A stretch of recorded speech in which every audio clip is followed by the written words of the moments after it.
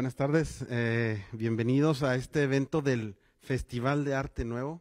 Bienvenidos al auditorio de la Facultad de Filosofía y Letras. Estamos muy emocionados por este evento y este Festival de Arte Nuevo que no se detiene a pesar de la pandemia. Y quiero presentar a un amigo y compañero de trabajo, pero antes que nada amigo y gran charlador, ¿no? Un gran conocedor y amante de la historia, aparte de doctor, el doctor Luis Carlos Hinojos Gallardo, amigo y director de la Facultad de Medicina. Gracias por estar aquí, gracias por atender esta invitación del Festival de Arte Nuevo. Como ven, estamos haciéndolo un poquito relajados. La idea es charlar en torno a la pandemia, en torno a la sociedad líquida y cómo la cultura también nos salva. Muchas gracias, pues buenas tardes, agradecido por la invitación a participar en esta parte del Festival de Arte Nuevo, que siempre para nosotros es un gusto. Y qué bueno, Armando acaba de hacer un comentario que no se detuvo por la pandemia, y es parte de lo que vamos a platicar aquí, que el festival no se detuvo. Bueno, pues agradecido pues con la invitación de, como ya bien dijo también él, me honra con ese título de amigo, pues mi amigo Armando Villanueva, el director de la Facultad de Filosofía y Letras. Le preguntaba yo que cuál es su profesión, pero bueno, eso es difícil de identificar o de conceptualizar, ¿no? Porque él tiene varios estudios, entre ellos la maestría en Humanidades, que para mí me parece de las más importantes y que reflejan precisamente su actuar siempre, ¿no? Y también pues tiene el doctorado en periodismo, así que pues eres un periodista humanista. Entonces, Eso intentamos. Entonces se va a dar la charla en ese sentido, y agradecer la invitación de la Secretaría de Cultura, la maestra Concepción Landa. Gracias por la invitación y por arriesgarse en tenernos a nosotros en una plática libre. Gracias por la apertura. Los invitamos a que consuman productos de la universidad ahora que estamos en pandemia.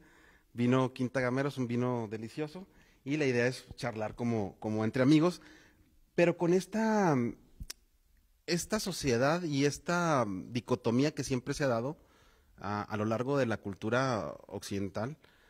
Se cree o se piensa que las ciencias duras y las humanidades están divididas o se han dividido históricamente, ¿no? Las ciencias duras y las humanidades. Y no necesariamente tiene que ser así. Y la pandemia, creo yo, es un punto de inflexión para reflexionar acerca de esto, ¿no? Hay ciencia, obviamente, pero de ahí también algo que platicábamos antes de entrar a la charla, a la grabación.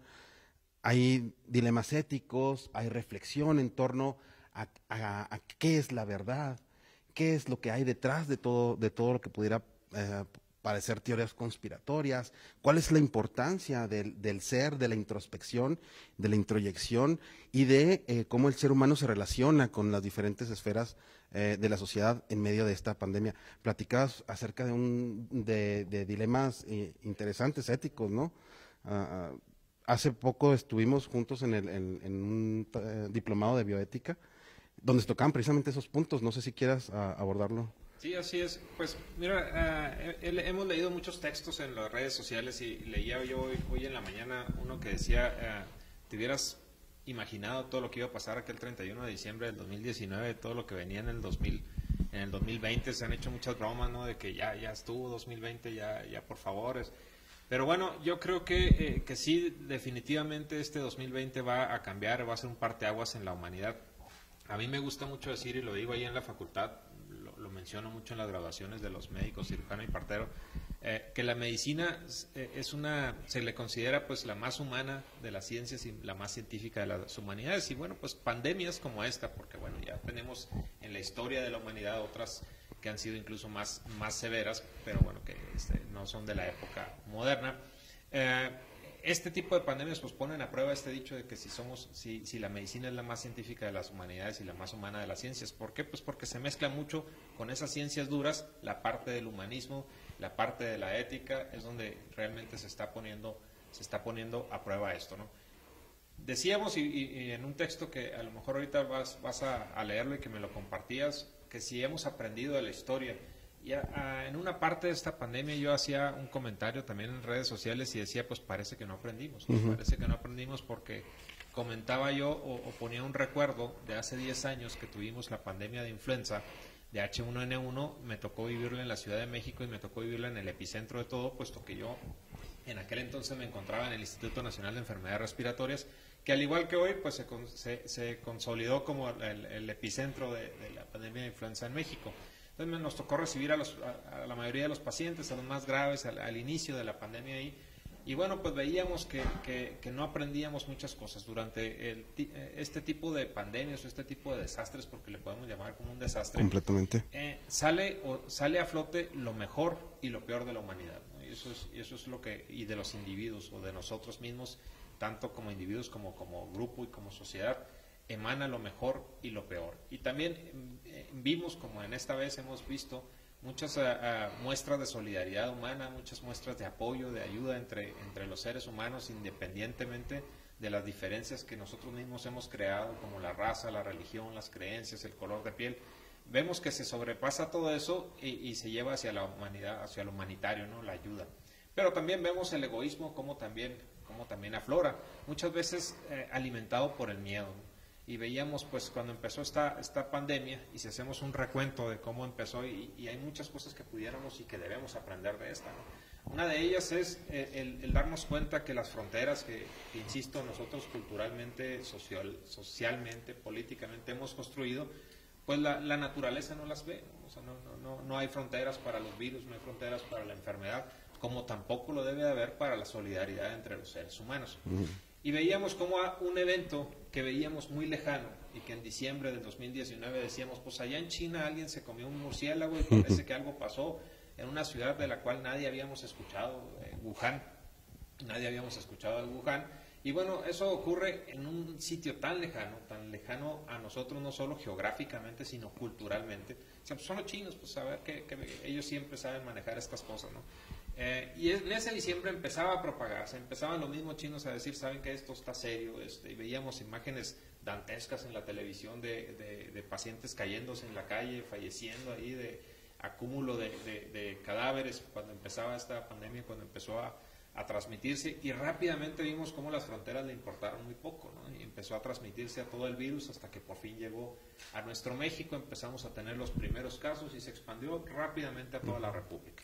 Y actualmente, pues ahorita en nuestro desértico Chihuahua tenemos una importante cantidad de muertes. Estamos hablando ya de más de 1,000 muertes que se registran ahorita oficiales por COVID. Es decir, fue una pandemia que se expandió rápidamente y que nos obligó a replantearnos muchas cosas. El día de ayer, o no recuerdo si hoy, una amiga que tenemos en común, Claudia, ponía una foto de la Ruta 1 que le llamaban aquí en Chihuahua, ¿no? Y ponía una foto donde está todo el mundo comiendo ahí en la calle Victoria, y ponía ella, recuerdan cuando disfrutábamos de la Ruta 1, y yo le ponía un comentario y le decía, éramos felices y no nos dábamos cuenta. Claro. ¿No?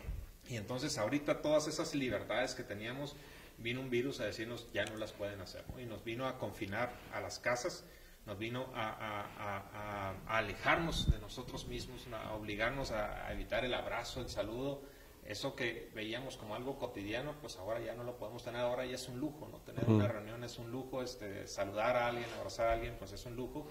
Y bueno, pues eso nos lleva a replantearnos muchas cosas, ¿no? Ese confinamiento nos llevó a valorar, creo yo, muchas cosas, y sobre todo a valorar la relación entre los seres humanos. Entonces sí, realmente esta pandemia debe ser un parteaguas y debemos de aprender mucho de eso. Debemos de aprender mucho de eso, pero voy a citar lo que decías, lo dice el filósofo eslovaco Zizek. Él dice, Hegel escribió que lo único que podemos aprender de la historia es que no aprendemos nada de la historia. Así que dudo que la pandemia nos haga más sabios. Lo único que está claro es que el virus destruirá los cimientos de nuestras vidas, provocando no solo una enorme cantidad de sufrimiento, sino un desastre económico posiblemente peor que la Gran Recesión. No habrá ningún regreso a la normalidad. La nueva normalidad tendrá que construirse sobre las ruinas de nuestras antiguas vidas. Qué duro lo que dice Zizek. Yo no quisiera ser tan fatalista como Zizek y quisiera pensar que sí vamos a aprender algo de la pandemia, pero también a lo largo de la humanidad, no solamente Zizek lo dice el filósofo sociólogo francés Gilles Lipovetsky, dice, no vamos a aprender nada por sí mismo, tenemos que utilizar herramientas para poder reflexionar. Si no reflexionamos, vamos a caer en un egoísmo, es lo que dice el sociólogo francés que antes mencioné, y vamos a caer en un individualismo más exacerbado. Entonces, sí tendríamos que tener un concepto de conciencia, un concepto de empatía, colectividad, reflexionar sobre eso, pero también me queda claro sobre lo que mencionabas del camión, de la fotografía Ruta 1, perdón, de la fotografía Ruta 1 que subió Claudia. No sabemos tampoco estar en el ocio, no sabemos disfrutar del ocio, porque creemos que el ocio es solamente hacia afuera y una cuestión de consumo. Y muchas veces el ocio, por lo menos ahora en esta pandemia, es una introyección y una introspección, creo yo, y no sabemos estar con nosotros mismos. Al final de cuentas, ese puede ser también uno de los grandes problemas de ansiedad y que vivimos en este encierro, ¿no? No sabemos estar con nosotros mismos porque al final de cuentas es difícil mirar para adentro. Uno se puede ir al abismo en ese sentido, ¿no? Hablando de cuestiones un poquito filosóficas o de pensamientos más abstractos, ¿no? Y por eso a lo mejor tanta ansiedad o tanta no saber qué hacer, tanta desesperación. Y, y esa desesperación también nos obliga o gestiona mucha gente a cuestionarse si esto es real o no es real. Porque yo lo he visto en los puestos, lo he visto en la calle y la gente comenta, esto no es real, esto es real, doc. Sí, totalmente, ¿verdad? Totalmente real. Ahora habría que ver el concepto o el enfoque que se le da a esa pregunta de si esto es real o no real. El virus es una realidad, las defunciones ahí están. Cada vez más ahorita, por ejemplo, y lo comentaba con algunos amigos, ya todos conocemos a alguien que se infectó. Y ya todos conocemos a alguien que por lo menos tuvo que caer al hospital. A lo mejor no alguien que falleció, pero sí por lo menos alguien que tuvo que ir al hospital. Entonces, esto es real, sí. Sin embargo, todo el acontecimiento, ¿no? Hay que recordar que aquí, o plantear la idea de que aquí el problema no es el virus, sino es el acontecimiento, es decir, lo que ha ocasionado el virus. Las reacciones a toda esta pandemia, todas estas muertes, las reacciones del gobierno, de los gobiernos, porque además aquí tenemos varios estratos de gobierno, unos reaccionan de otra manera, otros diferente. Entonces, todas estas reacciones de la sociedad en conjunto, de las instituciones, incluyendo la nuestra Universidad Autónoma de Chihuahua, las reacciones que han tenido las instituciones, es ese acontecimiento lo que también valdría la pena analizar. Entonces, si es real el virus, lo es. ¿Es real la respuesta de la gente? Eso sería otra discusión, ¿verdad? Porque hay quien lo niega. Hemos visto las historias en redes sociales de quien decía que no existía y andaba en fiestas y todo, y de repente pues ya está en el hospital, ¿no?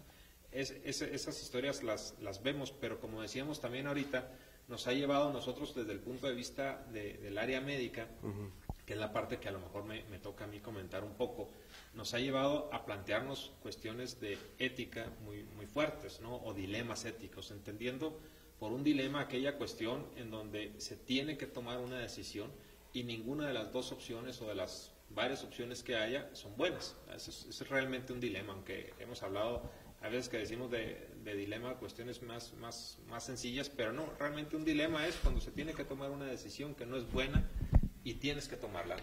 Alguien va a salir perdiendo en esa decisión. Y generalmente, o para que se establezca el dilema, y eso, bueno, pues ustedes lo saben mejor, no se puede resolver con la ética. Es decir, si la ética resuelve el dilema, pues entonces no es un dilema, porque entonces ya sabes por dónde irte tranquilamente. Pero generalmente la ética no te resuelve el dilema. Y lo veíamos con los protocolos que se hablaban y lo mencionábamos antes de empezar la transmisión, y es algo real que se dio. Afortunadamente aquí en Chihuahua todavía no llegamos a esa situación, pero se dio en algunas otras ciudades de la República, en donde teníamos pocos espacios en terapia intensiva. Se ha hablado mucho de los ventiladores, pero bueno, vamos a utilizarlos de ejemplo. Tienes pocos ventiladores y tienes muchos pacientes que lo requieren. Entonces, ¿cómo vas a decidir a quién le vas a aplicar el ventilador y a quién no? Los médicos se tuvieron que enfrentar a estos dilemas. Y luego se hablaba de otro concepto también muy discutible, que es el valor social de la persona.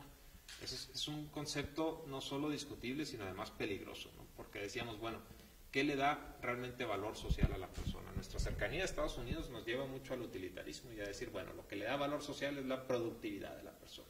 Y entonces decías, bueno, ante varias opciones, ¿qué vas a decidir? Se mencionaba mucho lo de la edad, lo de la posibilidad de vivir y que esa fuera lo que le daba peso a la decisión.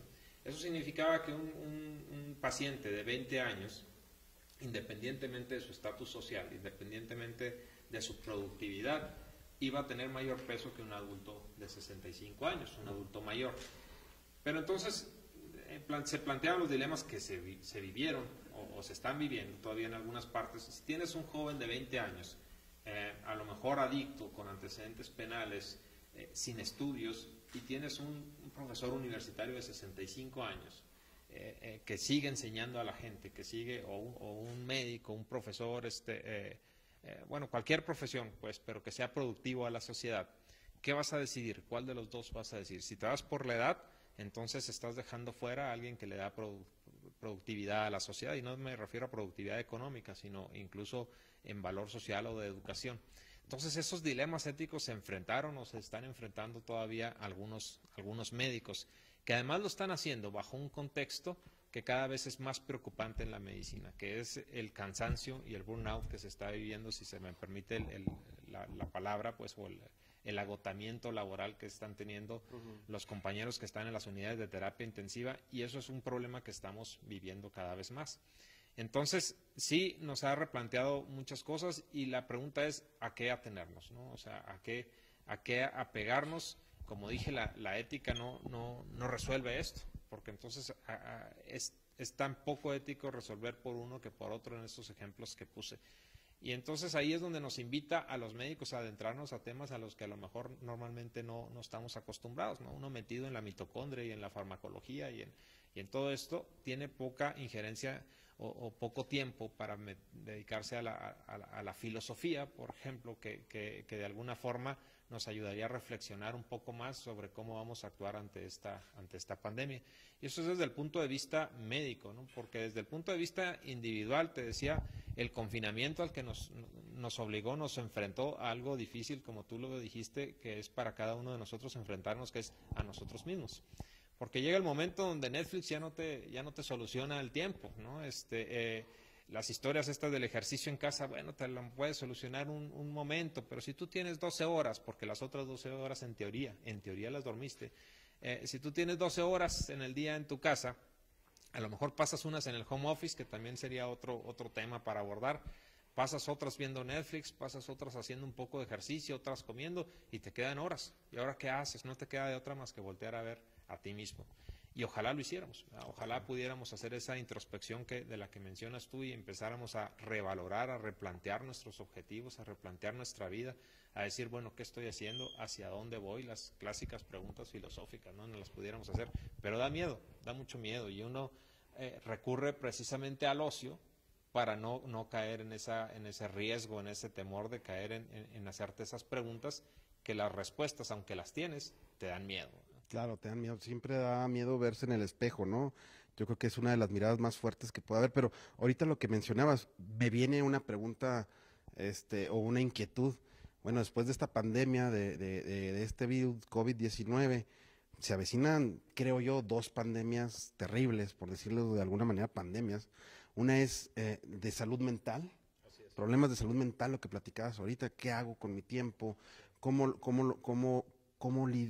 enfrento yo este encierro y cómo enfrento yo a veces conmigo mismo, ¿no? Y todas estas cuestiones. Y la otra, la cuestión que mencionaba, sí sé que en el texto viene una recesión económica peor que la Gran Depresión, según lo que dicen muchos analistas. Y esto puede desencadenar, creo yo, una cantidad impresionante de problemas, como desde la seguridad. Por solamente mencionar alguna de ellas. Entonces vemos cómo esta cuestión médica afecta el total. Ahí es donde yo creo que podemos reflexionar como humanidad y reflexionar. Por ejemplo, China paró las fronteras, China paró la industria, y vieron cómo se despejó el cielo, vieron cómo se descontaminaron los ríos, vieron cómo cierta fauna empezaba a crecer porque no la dejamos crecer nosotros mismos. Yo recuerdo mucho me gusta hacer muchos estos enlaces entre la alta cultura y la cultura pop, como dicen en Matrix, el virus es el ser humano. en Matrix. Y hasta cierto punto podemos reflexionar que así es. Somos los grandes depredadores, somos el único mamífero que produce basura en el planeta. Es impresionante. Entonces, y eso lo que decía Gil Lipovetsky, hay que reflexionar con herramientas acerca de esta pandemia, pero si no reflexionamos con estas herramientas, como una de ellas es la educación, que nosotros estamos en gran parte dedicado a este extensionismo, difusión de la cultura, educación y la investigación. Si no utilizamos estas herramientas para reflexionar, pues vamos a quedar en lo mismo, vamos a estar condenados a repetir la historia, como dice ese dicho, ¿no? Si no conoces la historia, estás condenado a repetirla. Yo creo que lo peor sería que la conozcamos, hiciéramos caso omiso y la repitamos y volvamos a caer en estas pandemias, que te decía yo, la emocional, la de salud mental y la económica y la de seguridad, por decir nada más algunas cosas. Pero tú lo vives desde un frente muy particular, y eso pudiera ser algo que interesara en parte de la plática, en parte de la charla. ¿Cómo se vive este burnout, como dijiste tú, dentro de la comunidad médica, ¿no? Y cómo también son seres humanos, o sea, creemos que sí los manejamos como son los héroes, y sí son los héroes, pero también son seres humanos, también tienen sus filias, sus fobias, sus miedos, y cómo enfrentan esa comunidad médica este tipo de pandemias, y ese embate que pudiera afectar la salud mental de todos aquellos que están combatiendo en primera línea. Sí, así es, como tú mencionas, vienen dos pandemias más importantes, o bueno, vienen varias, pero dos que yo le pondría un poco más atención, secundarias o como consecuencia de lo que estamos viviendo. Una de ellas ya lo dijiste bien, que es el problema de salud mental. Los psiquiatras y la gente de salud mental a nivel mundial están preocupados por lo que viene, ¿no? Por cómo ha afectado esto desde la persona, y todos conocemos a algunos que les dio un miedo terrible. Ayer teníamos una comida entre varios amigos, que faltaste, por cierto, y otro de nuestros compañeros que faltó decía, es que no quiso venir porque le tiene mucho miedo a la comida. Él piensa que el virus se puede transmitir por la comida, y literal ha dejado de comer en reuniones desde que empezó la pandemia. Entonces, este miedo se puede extender y puede ser parte de las consecuencias que vamos a tener. Entonces, sí vamos a tener una consecuencia de salud mental importante, y creo que tenemos que trabajar en eso, y a lo mejor ahí las instituciones es parte de nuestro trabajo, de pensar en lo que viene, en esta sociedad que viene. Yo he pensado mucho, ¿qué sociedad viene? O sea, de acuerdo a lo que estamos viviendo, ¿qué esperamos en 5 años que tengamos, por ejemplo, por poner un límite de tiempo? Y esperamos, sí, una sociedad con una afección en salud mental importante, con miedos, con un síndrome depresivo importante que cada vez se va a reflejar más.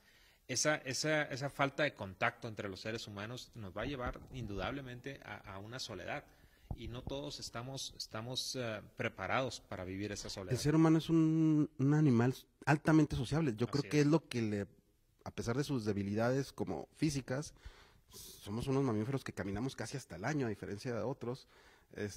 La sociabilidad fue lo que lo hizo fuerte para poder salir, y que venga esta pandemia a cambiar eso es fundamental, creo yo, como tú lo mencionas. Así es. Sí, mencionaba a un compañero que ahí también en redes sociales, que él estaba pues en su casa resguardado, es una persona ya mayor de 70 años, y le hablaron, le llegó una llamada a su celular del ISSSTE, del Instituto de Servicios Sociales de los Trabajadores del Estado. De los Trabajadores del Estado, sí, que es su servicio médico. Y la llamada fue para decirle, oiga, usted es diabético y está en control aquí, pero pues no ha venido a citas porque pues por la pandemia, y queremos saber cómo está emocionalmente, le dijeron, cómo se siente. Dice, pues me sorprendió mucho la llamada, dice, me gustó la llamada, dice, además la mayoría de mis familiares no me han hablado a ver cómo estoy, dice, y el ISSSTE, que ni me conoce, me habla. Entonces, creo yo que las instituciones tenemos mucho trabajo que pensar, porque sí va a haber una afección importante en la salud mental. Esa va a ser otra pandemia que va a ser severa y que nos puede afectar. De por sí ya teníamos índices de suicidio altos. Claro. Con esto lo vamos a tener todavía más. O tenemos que pensar en eso y ver qué podemos hacer para prevenirlo. Cómo podemos hacer grupos de apoyo, cómo podemos hacer redes de apoyo para nuestros jóvenes, que lo van a resentir muy fuerte. Ya habíamos hablado de que los jóvenes, los millennials, actualmente los centennials, tienen una visión diferente de la vida, pues con esto también se va a trastocar esa visión. Y entonces también tenemos que pensar a dónde vamos como institución, nosotros como universidad, qué tenemos que hacer o qué tenemos que prevenir para esa cuestión de salud mental. Y la otra pandemia, pues es la cuestión económica. Al detenerse la economía, pues la pobreza va a aumentar. Y entonces vienen también estos dilemas éticos de los que hablábamos en el padre de familia, ¿no? Aquel padre de familia que se quedó sin trabajo y que tiene a 2, 3 bocas que alimentar en casa. ¿Qué va a hacer? Pues tengo que salir a trabajar aunque sea ilegal. ¿Ya? Entonces tenemos gente que está haciendo eso. ¿Y qué va a hacer la autoridad? Dice, bueno, lo meto a la cárcel porque está trabajando ilegalmente cuando se quedó en que nadie saliera. Y el padre lo que dice es que si no hago esto no comen mis hijos. Entonces entramos ante un dilema, hasta la autoridad, hasta el policía se va a sentir en un dilema de ¿qué hago? Pues claro. Tiene razón. Simplemente la ley me obliga a arrestarlo, pero pues tiene razón, si no sale a trabajar no comen sus hijos. Entonces sí vamos a tener una situación así importante, y creo yo que ahorita los gobiernos, las instituciones tenemos mucho trabajo por hacer para pensar cómo prevenir estas dos pandemias. La otra es, ya lo mencionábamos, la cuestión económica, que además va a derivar en una inseguridad. ¿Por qué? Pues porque ese padre de familia que no lo dejan trabajar, que tiene que alimentar a sus hijos, puede llegar al límite de decir, bueno, pues no me queda de otra más que delinquir. ¿Por qué? Pues porque tengo que llevarle comida a mis hijos. Entonces, esa es otra que vamos a vivir, y que creo yo que tenemos que buscar cómo prevenir desde las instituciones. Creo yo que tenemos mucho trabajo en ese sentido, que vienen tiempos difíciles desde el punto de vista económico, desde el punto de vista de salud mental. Vamos a tener una sociedad enferma, porque mira, yo lo comenté hace poco en redes sociales y he estado leyendo y comentando con mis compañeros. Yo soy neumólogo, pediatra, pero neumólogo, y he estado comentando con mis compañeros de neumo el síndrome post-COVID, bueno, no se establece así como un síndrome post-COVID, pero yo decía, el hablar de recuperados es un eufemismo. ¿Por qué? Porque vemos que el paciente que se recupera de COVID queda con secuelas importantes, tanto neurológicas como respiratorias. Entonces, vamos a tener una sociedad de muchos recuperados, en teoría, porque van a tener esas secuelas. Entonces, se nos agrega un grupo más al catálogo de enfermedades crónicas, que es aquel post-COVID. Entonces, vamos a tener una sociedad más enferma, y esta pandemia algo que vino a decirnos y a darnos una cachetada, a obligarnos pues a lo que siempre nos habían dicho los médicos y las instituciones, ¿no? A la salud, al estilo de vida que llevamos. ¿A quiénes les ha pegado más? ¿A quiénes son factores de riesgo? Pues aquellos que padecen de obesidad, a la gente grande, a la gente que tiene tabaquismo importante. Se ha pegado. Entonces esta pandemia vino a decirnos de manera fuerte: o mejoras tu estilo de vida o la selección natural te va a llevar. Entonces sí insisto, hay muchas cosas que tenemos que repensar en esta pandemia, pero es importante que no perdamos esa oportunidad. Claro. Que pudiéramos perderla. Yo siento que la perdimos hace 10 años, con influenza la perdimos. Está la vacuna de influenza, no tenemos, anhelamos una vacuna para el coronavirus, y sin embargo tenemos todavía un grupo de personas antivacunas contra influenza. Claro. Tenemos todavía gente que dice, no te pongas la vacuna porque te va a causar la enfermedad. No, científicamente hablando, no te la causa la enfermedad. Tiene efectos adversos, y en algunos más y en otros menos, pero nada comparable con un paciente en terapia intensiva por una neumonía por influenza. Pero no aprendimos. O sea, incluso hay organizaciones bien establecidas para atacar a la vacuna, y ahorita que estamos anhelando la vacuna del coronavirus, estoy seguro que va a haber gente que esté en contra de la vacuna. Qué increíble eso que mencionas, la gente y estos grandes movimientos, porque son fuertes, según lo que yo he visto en redes sociales, la gente que son antivacuna, pero parece que volviéramos a la Edad Media, ¿eh? También hay gente que cree que la Tierra es plana. Bueno, sí. Y luego y de repente hay gente que cree otro tipo de cosas, o los mitos, ¿no? Que vienen ahora con el COVID. Mencionas varias cosas que se me agolpan aquí en la cabeza, ¿no? Y que quisiera ordenar. Mencionabas un poquito acerca de que perdimos una gran oportunidad cuando fue lo de la influenza para cambiar culturalmente ciertas cosas. Es verdad, pero también como sociedad no hemos sabido exigir a los gobiernos, a las instituciones. Ahorita mencionabas algo de la institución, el tremendo descuido que se le ha dado al sector salud en México, y me atrevo a decir en Latinoamérica, sí, por lo general, y cómo esta pandemia viene a desnudar eso. Cómo viene a desnudar que las políticas públicas no han funcionado.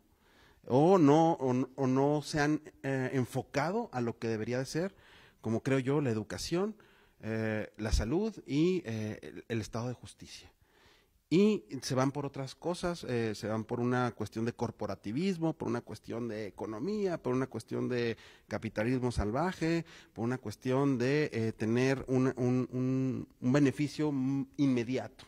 No apostamos a largo plazo, no apostamos a la educación, no apostamos a la misma cultura. Cuando aquí en Chihuahua se vivió la tremenda época de violencia, decían, bueno, sí, hay que recuperar los espacios públicos, hay que sacar a la cultura, hay que invertir en la cultura, pero no es una inversión que se diga inmediata y que dé resultados inmediatos, o sea, se tiene que trabajar a futuro, ¿no? Y muchos políticos no están dispuestos a hacerlo, ¿no? Como planes a largo plazo. Mencionabas esta cuestión de la institución, en la universidad también tenemos que ver qué vamos a hacer con todos los muchachos que van a presentar este tipo de cuadros, porque ya los están presentando, ya se están registrando, que están ligados todo. Al final de cuentas, esto es sistémico. Si un papá, por su rol patriarcal, no lleva el sustento a la casa, él entra en una cuestión de frustración, puede caer en una cuestión de violencia, el muchacho se sale de la escuela porque no tiene con qué pagar la matrícula, pero vive un entorno de violencia dentro de la casa, y es un efecto dominó terrible, ¿no? Entonces, todas esas cosas puede traer la pandemia y tendríamos que reflexionar, no volver a perder esa oportunidad que tuvimos con la de la influenza y ver a futuro con soluciones de raíz, atacar los problemas de raíz, ¿no? Pero sabes que yo pienso que ese es definitivo, como todo, es un trabajo individual. Por supuesto, esa es la base de todo. Pero también es un trabajo muy fuerte de las instituciones. Yo creo que fallamos como instituciones cuando yo digo que no aprendimos de influenza porque estamos viviendo los mismos problemas de base que vivimos con influenza y que ya no deberíamos de tenerlos. Los mismos problemas organizacionales, los mismos problemas de insumos, estamos viviendo exactamente los mismos problemas. Estamos viviendo también los mismos problemas desde el punto de vista de formación de los médicos. Desde el punto de vista de ética, sí se habla mucho de los héroes de la salud y a lo mejor es difícil hablar este tema que voy a mencionar en este momento porque nos gusta mucho hablar de los héroes de la salud. Y sí, claro, son héroes de la salud los médicos, las enfermeras, los técnicos, radiólogos, los técnicos de laboratorio que están tomando las muestras, que están día al día en las unidades de terapia intensiva con estos trajes Tyvek que son difíciles de manejar. Yo cuando entro a ver a los pacientes COVID, yo entro a revisarlos, duro 1 hora, 2 horas con el traje y ya me estoy deshidratando y tengo compañeros que están en las terapias intensivas y que ahí duran 8 horas con el traje, ¿no? Entonces, sí es difícil, sí son los héroes de la salud porque además están arriesgando a sus familias al regresar a casa. Algunos han hecho esfuerzos extraordinarios al conseguir en dónde vivir y ya tienen meses viviendo fuera de su hogar porque les da miedo acercarse a sus familiares. Algunos han dejado de ver a sus padres por muchos años, meses, perdón. Entonces sí son héroes de la salud, pero también tenemos la otra parte y hay que mencionarlo. Así como lo vivimos en la pandemia, así también tuvimos personal de salud que en cuanto empezó esto abandonó los hospitales. Y sí tuvimos una buena cantidad. Ahora que se habló de los vulnerables, y este es un tema muy difícil de tocar porque hay muchas aristas o muchas perspectivas de esto, ¿no? Se habló de los vulnerables y se dijo toda aquella persona vulnerable cuando empezó la pandemia en la Secretaría de Salud, y voy a centrarme en el Estado, que es un problema nacional e internacional. Aquí en el Estado se dijo, todas las personas vulnerables se pueden retirar a su casa para evitar riesgos, ¿no? Y entonces hubo personal, compañeros, colegas médicos, que no tenían realmente un riesgo, pero que a lo mejor ante el tener catalogado hipertensión, aunque sea una hipertensión controlada, lo aprovecharon para irse a casa. Para irse a casa y no estar en el hospital, sí estar cobrando en otros lados, sí estar trabajando en la privada. Entonces, también hay que ver esa parte, ¿verdad? Sí, también hay que ver esa situación. Y se vivió en influenza.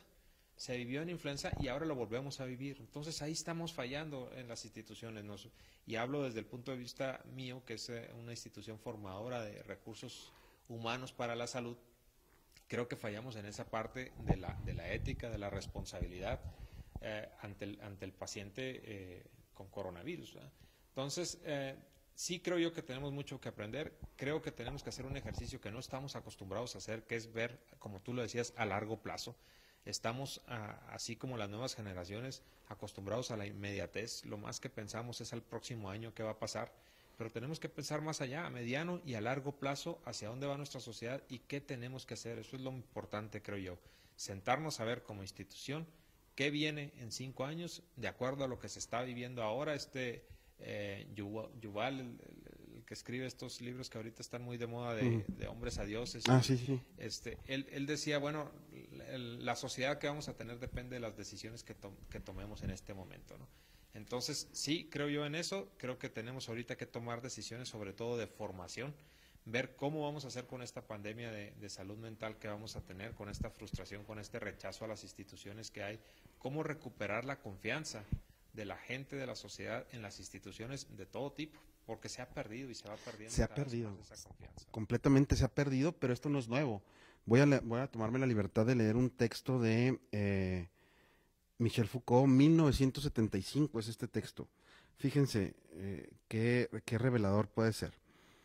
En este espacio cerrado, recortado, vigilado, en todos sus puntos, en el que los individuos están insertos en un lugar fijo, en el que los menores movimientos se hallan controlados, en el que todos los acontecimientos están registrados, en el que un trabajo ininterrumpido de escritura une el centro y a la periferia, en el que el poder se ejerce por dentro, de acuerdo con una figura jerárquica continua, en el que cada individuo está constantemente localizado, examinado y distribuido entre los vivos, los enfermos y los muertos, todo esto constituye un modelo compacto de dispositivo disciplinario.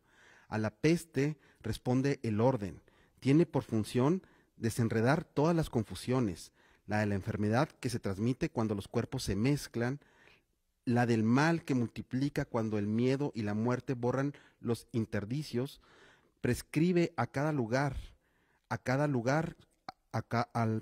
cual su cuerpo, bien por el efecto de un poder omnipresente, omnisciente, en el que subdivide de la misma manera, regula e interrumpidamente hasta la determinación final del individuo, de lo que lo caracteriza, de lo que le pertenece, de lo que le ocurre. Contra la peste, que es mezcla, la disciplina va a valer por su poder de análisis. Ha habido en torno a la peste toda una ficción literaria de la fiesta, de las leyes suspendidas, de los interdictos levantados, el frenesí del tiempo que pasa, los cuerpos mezclándose sin respeto, los individuos que se desenmascaran, que abandonan su identidad estatutaria, y la figura bajo la cual se los es reconocida, dejando aparecer una verdad totalmente distinta. Pero ha habido también un sueño político de la peste, que era exactamente lo inverso, no la fiesta colectiva, sino las participaciones estrictas, no las leyes transgredidas, sino la penetración del reglamento hasta los más finos detalles de la existencia, y por intermedio de una jerárquica compleja que garantiza el funcionamiento capilar del poder. Michel Foucault nos habla de cómo cómo la enfermedad, porque él analizó muchos fenómenos psiquiátricos, como la cuestión de la locura en varias instituciones, como la cárcel y la escuela. Curiosamente, Michel Foucault nos dice cómo estas líneas pueden, este confinamiento, esta cuarentena, puede también observarse más que de una crisis de salud, también una crisis de gobierno y una crisis de control.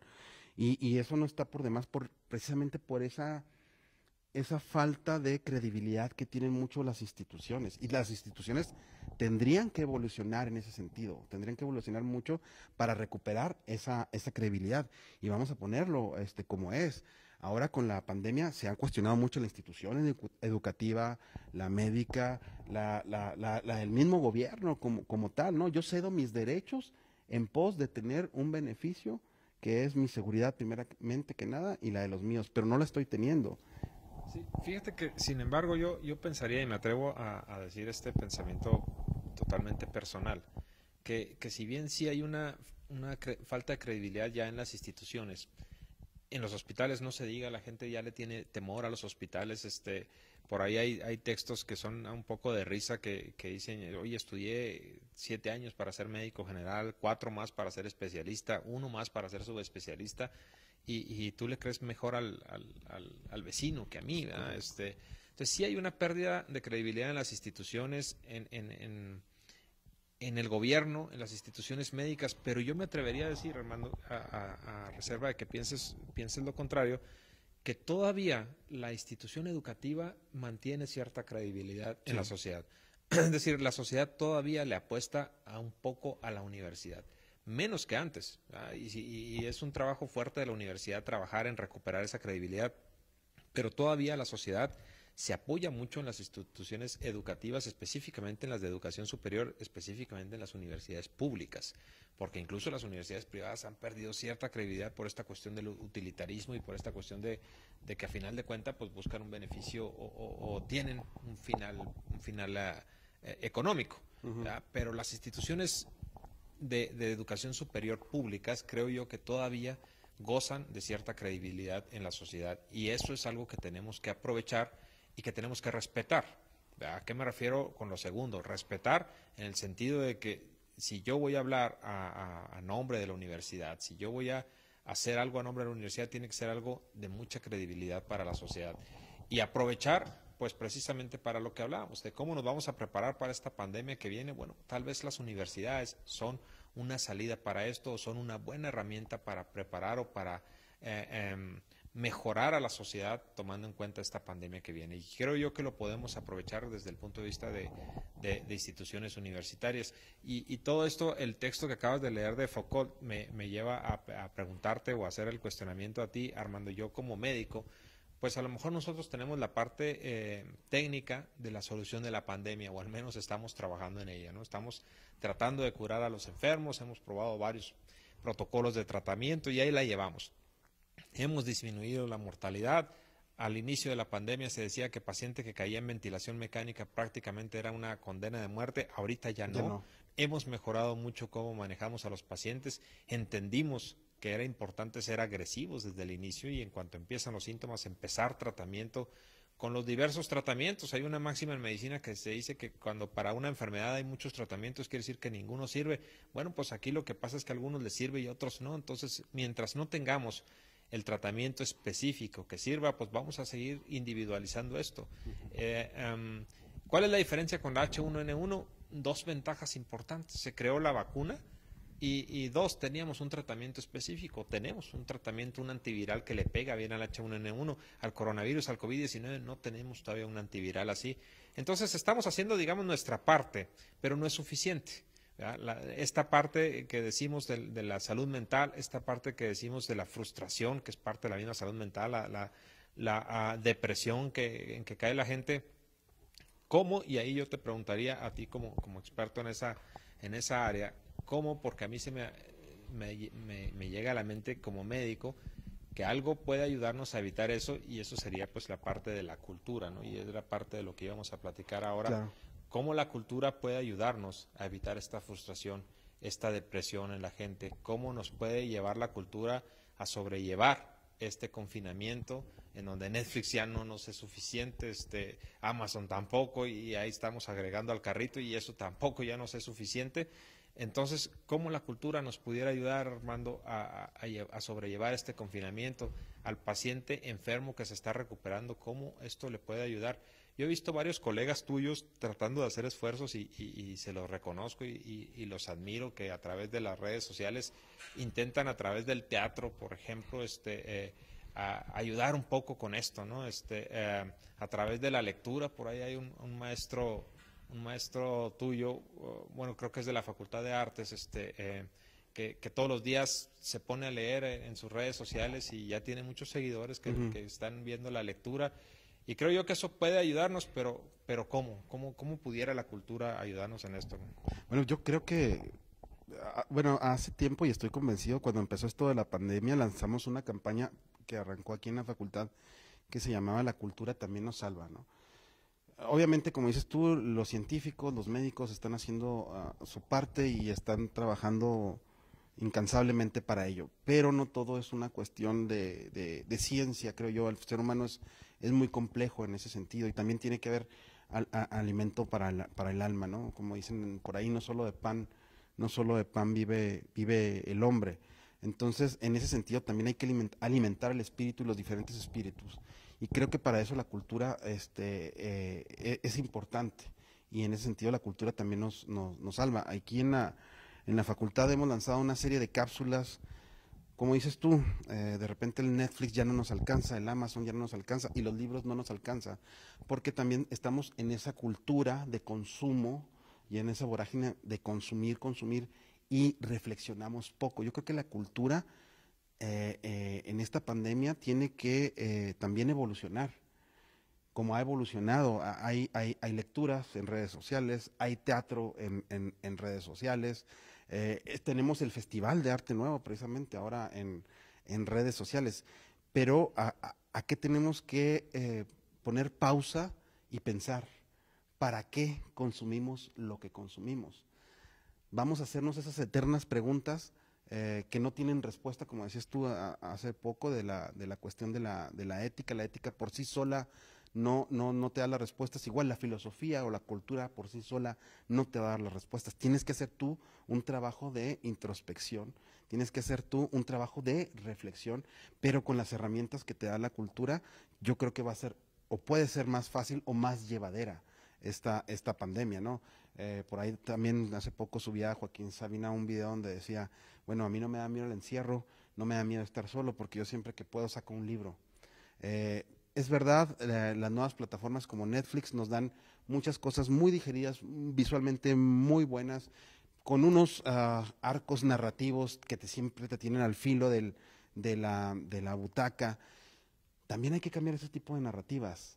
No digo que esté mal, está bien, es el consumo, es Hollywood, pero también hay otro tipo de narrativas que te llevan a un consumo más lento, a un consumo donde puedas tener un poquito de mayor reflexión, de un pensamiento, y eso también te lo da la lectura. Digo, yo soy un enamorado del cine, me encanta el cine, creo que es un lenguaje hermoso, pero también hemos descuidado la cuestión de la lectura del libro como tal, de ese reflexionar sobre la palabra. Todas las palabras tienen un San Benito. El San Benito se le colgaba a los que condenaban en la Santa Inquisición, y dependiendo del pecado o de lo que habían cometido, se les colgaba ese San Benito. Todas las palabras tienen un San Benito, y en ese sentido todas las palabras no son ni buenas ni malas. Nosotros somos los que le podemos dar ese sentido, pero reflexionar sobre las palabras, reflexionar sobre el texto, básicamente reflexionar sobre el pensamiento. La, Algo que mencionábamos al principio, el ser humano el ser humano es el animal, creo yo, más sociable en ese sentido, con un alto grado de sociabilidad, de organización, y en ese sentido creo que se lo da el lenguaje, la comunicación. Hay un texto maravilloso de Mario Vargas Llosa donde dicen que están en una cueva y en una fogata, y el primer contador de historias estaba ahí, ¿no? Y a partir de ahí se creó la palabra, a partir de ahí se creó la comunidad, a partir de ahí se crea un sentido de identidad, y creo que a partir de estas creaciones, como es la misma civilización, el mismo lenguaje, podemos salvarnos en ese sentido, porque se crea cierta identidad, porque se crea cierta comunidad, y vas desarrollando otras cuestiones como la resiliencia, como la empatía, pero eso es a través de la educación, creo yo, y de la cultura, ¿no? Villoro mencionaba en un texto hace muy poco que decía, o citaba a Winston Churchill, decía, la cultura es tan importante, y Inglaterra, Gran Bretaña no perdió la guerra porque siguió abriendo sus teatros, ¿no? Que iba más allá de la cuestión de presentar una obra de teatro, te daba esperanza, te daba esa posibilidad de imaginar un futuro posible, ¿no? Y eso fue lo que mantuvo mucho tiempo de pie a los ingleses estoicos, ¿no? Porque estuvieron a nada de caer ante el régimen de Adolfo Hitler. Pero esa esperanza, esa comunidad, pues te la da precisamente la educación, y te la da precisamente la cultura. Pues sí, yo pienso que es una herramienta a la cual tendríamos que apegarnos, y ahí viene otra tarea de las instituciones, ¿verdad? O sea, yo te decía que en mi opinión la sociedad sigue confiando en las instituciones, así como en la universidad sobre todo, y bueno, pues ahí viene otra tarea para la universidad, ¿no? Porque si alguien es semillero de cultura, semillero de todas estas actividades, pues es precisamente la universidad. Claro. Y aquí yo creo que si bien se ha dicho que la Facultad de Medicina y Ciencias Biomédicas, que la Facultad de Enfermería, la Facultad de las áreas de la salud son ahorita quienes están trabajando mucho en la cuestión de la pandemia, pues sí, pero insisto, en la cuestión técnica, la cuestión a lo que nos dedicamos nosotros, o sea, ver al enfermo, darle tratamiento y tratar de evitar las consecuencias. Pero también creo yo que ahorita hay una responsabilidad muy alta de ustedes, las facultades o las escuelas, que tienen que ver con la difusión de la cultura, ¿no? Desde la cultura jurídica en la Facultad de Derecho, y enviando un saludo al maestro Luis Rivera, también tiene una responsabilidad fuerte en eso. Ustedes, la Facultad de Filosofía y Letras, pues son el pivote de la cultura aquí, igual que la Facultad de Artes con el maestro Ransom, al que también le envío un saludo. Y creo yo que podemos agarrarnos de ustedes, ¿verdad?, para que nos ayuden y nos den herramientas con que podamos nosotros salir adelante de este confinamiento, de esta nueva realidad, que cualquier nueva realidad pues nos hace caer en shock. Claro. Y creo yo que donde podemos agarrarnos pues es precisamente de la lectura, de la poesía. La poesía. Siempre se ha dicho que la poesía nos salva, ¿eh? Hay por ahí una frase que habla de eso, y creo yo que pudiéramos en este momento tratar de agarrarnos de eso. Fíjate que en mis colegas, los médicos, les gusta mucho este tipo de salidas, y creo yo que es como una emergencia ante la situación que viven, ¿no? Un urgenciólogo que conozco y que ahorita está en la primera línea contra el COVID, le encanta la poesía, ¿no? Y le encanta recitar poesía, y le gusta mucho aprendérsela de memoria. Por ahí en la Facultad de Medicina tenemos un grupo que se junta precisamente a la cuestión esta de la poesía, que generalmente lo dirige el doctor Daniel Castillo, quien también envió un saludo. Y varios médicos van ahí, recitan poesía, y es como una salida, claro, es como un escape que ellos tienen. Y creo yo que es algo bueno, así que pues esta es una responsabilidad muy alta de ustedes, ¿no? Sí, ahorita que mencionabas lo de la poesía, me acordé de Lorca y del dicho, no solo de pan vive el hombre, decía Lorca, si yo estuviera en esa situación, yo pediría medio pan y un libro, decía Federico García Lorca, ¿no? Y cuando mencionabas lo de la credibilidad de las instituciones, en ese sentido creo que sí, la escuela pública y en particular la universidad tiene todavía ese saldo a favor con la sociedad, que tiene que ver con la credibilidad. Y hay que aprovecharlo. Y como dices tú, todas y cada una de las facultades es solamente, al final de cuentas, una sola universidad, Universidad Autónoma de Chihuahua, y en ese sentido creo que tenemos una gran responsabilidad de responder a las necesidades de la sociedad. Por eso creo que se está implementando el nuevo modelo educativo, que es precisamente para dar una respuesta.